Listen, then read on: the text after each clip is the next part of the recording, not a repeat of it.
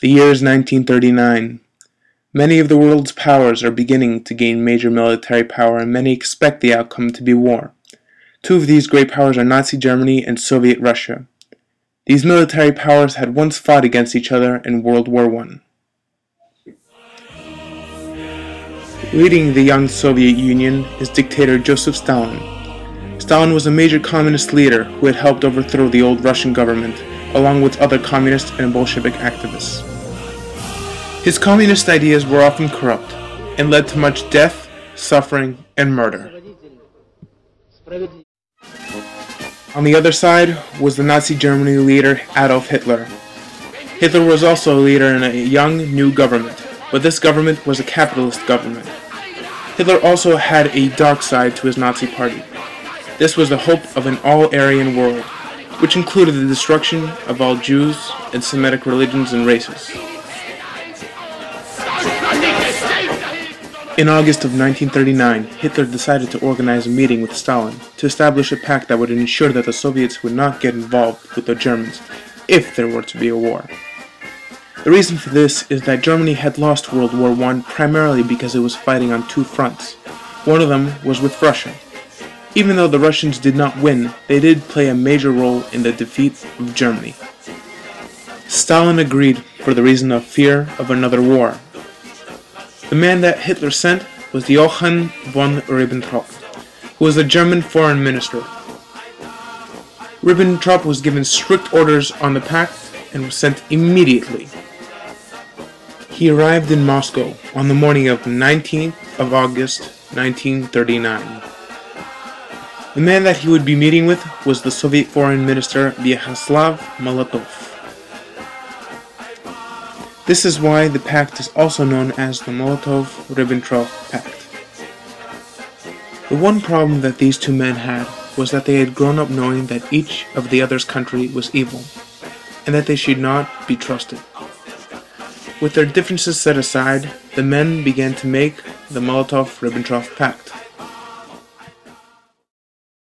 The first pact was an economic agreement which Ribbentrop and Molotov signed on August 19, 1939. The economic agreement committed the Soviet Union to provide food products as well as raw materials to Germany in exchange for furnished products such as machinery from Germany. During the first years of the war, this economic agreement helped Germany bypass the British blockades. On August 23, 1939, Ribbentrop and Molotov signed the Nazi-Soviet Non-Aggression Pact. This agreement stated that the two countries would not attack each other. If there were ever a problem between the two countries, it would be handled harmoniously. The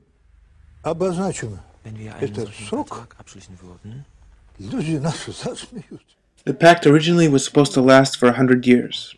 It was then lowered down to 10 years by Stalin, and when Germany finally attacked, it lasted for less than 2 years. In addition to this agreement, Ribbentrop and Molotov added a secret protocol onto the pact, which was a secret addendum whose existence was denied by the Soviets until 1989.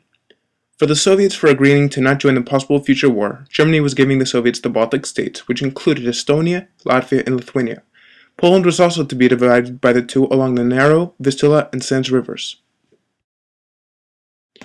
When the pact was finished, German and Soviet journalists were allowed to photograph and witness the signing of the pact. It was because of these journalists that the whole world was able to bear witness to the pact. This later led to much debate.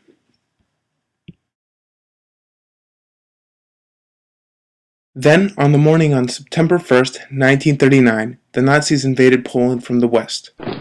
As agreed, the Soviets stood by, watched, and took no action against them.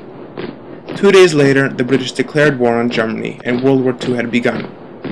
On September 17th, 2 weeks after the start of World War II, the Soviets marched into eastern Poland to occupy their sphere of influence, designated in the secret protocol.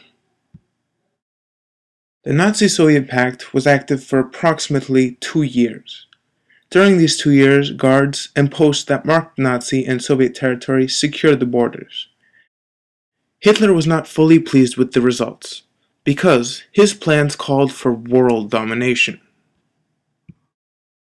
As a result, Nazi Germany terminated the Molotov-Ribbentrop Pact with its invasion of the Soviet Union at 3:15 on 22nd of June 1941.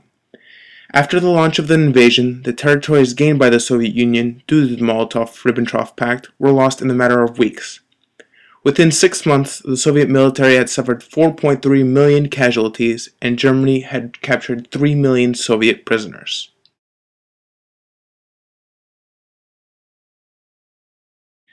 After the details of the pact were released, many countries and people were outraged about both of the leaders.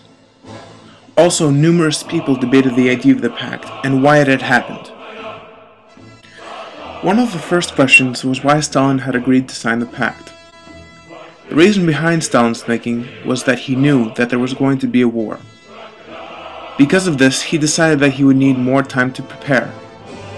Another reason was that Russia would be receiving vital supplies from the Germans. These supplies were needed for the industrialization of all major towns and cities.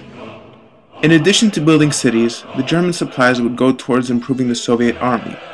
This included building tanks, planes, boats, and trains. These tools would later prove to be vital in the war against Germany. If not for these tools, then the outcome of the Second World War would be the same as the First, in which the Russians lost due to lack of equipment and supplies. Another aspect that was highly questioned was if Stalin had become accepting of the capitalists and gone against his communist teachings.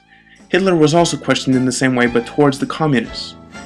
This was expressed in many places throughout the world, but mainly in the US. This was done through the use of political cartoons. These cartoons express how both Hitler and Stalin have become friends and are treading through Eastern Europe after signing the Non-Aggression Pact.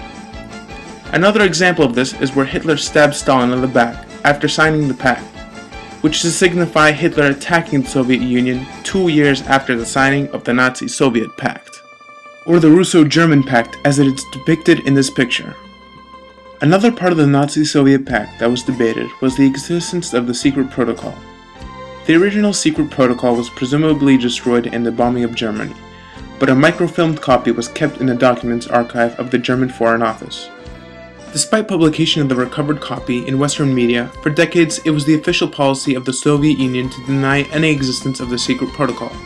It was only after the Baltic Way demonstrations of the 23rd of August, 1989, where 2 million people created a human chain set on the 50th anniversary of the signing of the pact, that this policy changed. Mikhail Gorbachev headed a commission investigating the existence of such a protocol. In December of 1989, the commission concluded that the protocol had existed and revealed its findings to the Soviet Congress of People's Deputies. As a result, the first democratically elected Congress of Soviets passed a declaration confirming the existence of the secret protocols, condemning and denouncing them. The Soviet copy of the original document was declassified in 1992 and published in a scientific journal in early 1993. The result of the Nazi-Soviet Pact was a 1940 Soviet secret police massacre, in which more than 21,000 men, women, children, officers, and intellectuals were killed on Stalin's direct orders.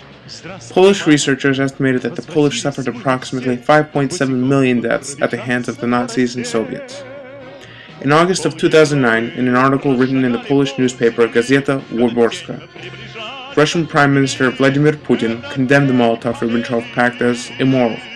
Mr. Putin also added that the Russian people understood all too well the acute emotions of Poles in connection with the massacre.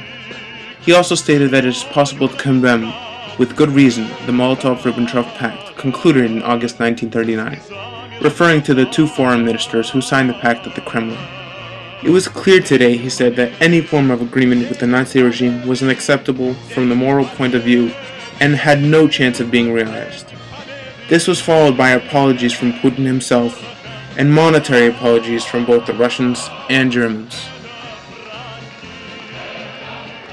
The Nazi-Soviet Pact has been debated for many years since it was first signed, but not many people can debate that the outcome was not disastrous, for no amount of money, apologies, or regret can bring back the lives that were lost.